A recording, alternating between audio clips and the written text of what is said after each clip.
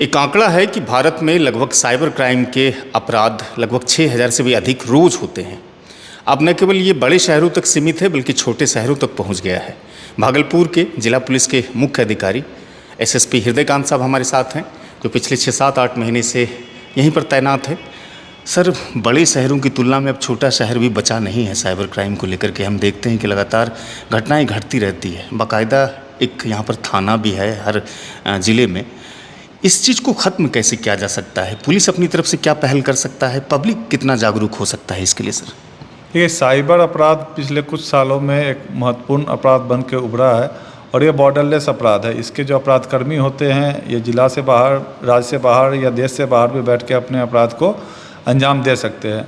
और जैसा कि पैटर्न हम देख रहे हैं कि इसका भी डायमेंशन चेंज होते जा रहा है। शुरुआत में OTP फ्रॉड हुआ था, उसके बाद KYC फ्रॉड हुआ और अभी जॉब दिलवाने के नाम पे या शेयर ट्रेडिंग करने के नाम पे बिजली का कनेक्शन या अन्य कई माध्यम से भी ये जनता को बेवकूफ़ बनाते रहते हैं। तो सबसे पहले तो इसके लिए कई बिंदुओं पे हमने काम किया है। यहाँ पे साइबर थाना की भी खोला गया है, जिसमें पुलिस उपाधीक्षक रैंक के पदाधिकारी को थाना प्रभारी बनाया गया है। तो उनके नेतृत्व में कार्यशाला के कई सारे आयोजन किए गए। साइबर थाना के भी कैपेसिटी संवर्धन किया गया है और प्रत्येक थाना से 2 जो टेक्निकली रूप से साउंड हमारे IOs हैं उनको भी बुला के नित्य ट्रेनिंग दी जाती है, ताकि जो उनकी इन्वेस्टिगेशन की क्षमता है उसमें निरंतर विस्तार हो सके। इसके अलावा पुलिस मुख्यालय स्तर से भी मॉड्यूल चला के उनको ट्रेनिंग दी जा रही है। जनता के बीच में अवेयरनेस फैलाना, ताकि साइबर क्राइम के लिए जब भी फ़ोन कॉल आए तो उसमें क्या करे क्या ना करे, उसके लिए भी हम लोग लगातार मुहिम चलते हैं। हमारे सोशल मीडिया हैंडल से लगातार पोस्ट होता रहता है कि क्या करे क्या ना करे। अल्टीमेटली जागरूकता ही बचाव है, तो उस दिशा में भी हम लोग को काम करना पड़ेगा। और सभी थाना प्रभारी को ये दिशा निर्देश भी दिया गया है कि साइबर फ्रॉड से संबंधित जो भी मामले आते हैं उसका तत्काल ही FIR दर्ज करे और अनुसंधान करे। इसमें डिजिटल एविडेंस रहते हैं, एविडेंस वगैरह उपलब्ध रहते हैं और अनुसंधान करने के दौरान हम लोग आसानी से इसके अपराधी तक पहुंच सकते हैं। एक और चीज़ है जो कि कम लोगों को जानकारी होती है, इसमें यदि साइबर फ्रॉड हुआ रहता है तो तत्काल आप यदि उसको नंबर वगैरह पे कॉल कर देते हैं तो अमाउंट ब्लॉक भी हो जाता है। तो ब्लॉक अमाउंट को फिर हम लोग प्रॉपर डॉक्यूमेंटेशन करके वापस जो विक्टिम होता है उसके खाते में भी हम लोग भेजते रहते हैं।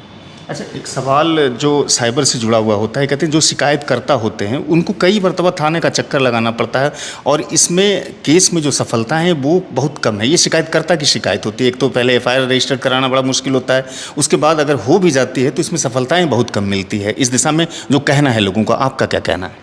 देखिए, इसमें जो भी लंबित कांड है उसकी समीक्षा की गई हमारे द्वारा भी, या सिटी SP को भी हमने निर्देश दिया था।